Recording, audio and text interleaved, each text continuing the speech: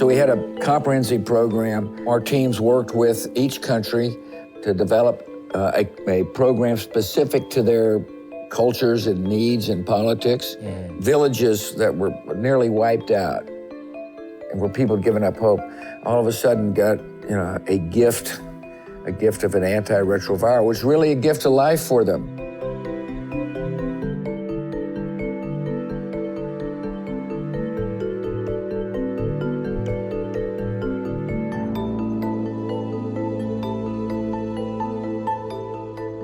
We're in a place where we have scientific advance and an understanding of the disease in a way we didn't have before, including financing, but also where the infections are, who's most at risk.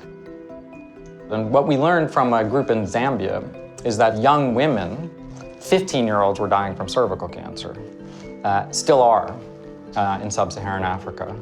And it's completely linked to HIV. Currently, cervical cancer is killing more women than die in childbirth. And a lot of it in sub-Saharan Africa is entirely related to HIV. Cervical cancer is a complication we didn't think about. So the really tragic thing is cervical cancer is completely preventable, and you can use household vinegar to diagnose the lesion and liquid nitrogen to make it go away. It costs almost nothing.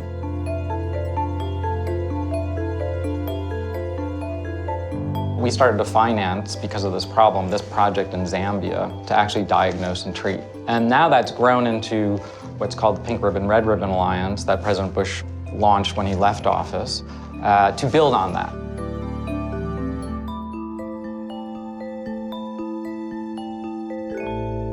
We started a new initiative that ties into AIDS, because an effect of AIDS is cervical cancer. Nothing was being done about it. It's one of the leading causes of death for women. And so we started that. See, here's what happens. A woman has the HIV virus and is got a very good chance of dying from cervical cancer. Can you imagine?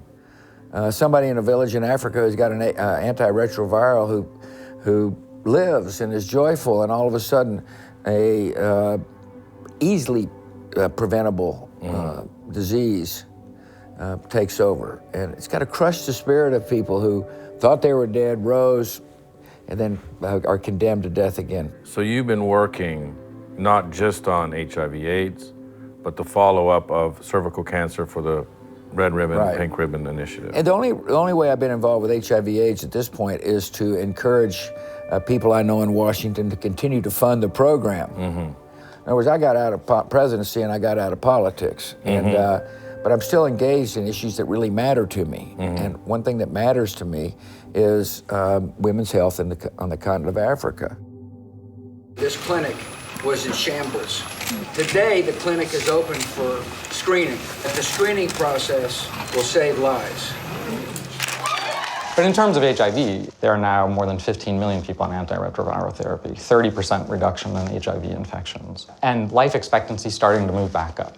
So the numbers are huge, the people in treatment, the lives saved, the life expectancy going back up, the prevention that's occurred. The flip side is if we don't shift the way we think, if we don't stay engaged, this infection will come back, and it'll come back gangbusters. So if we don't shift now towards driving towards the end of the epidemic, we are going to lose a historic moment that would be truly tragic.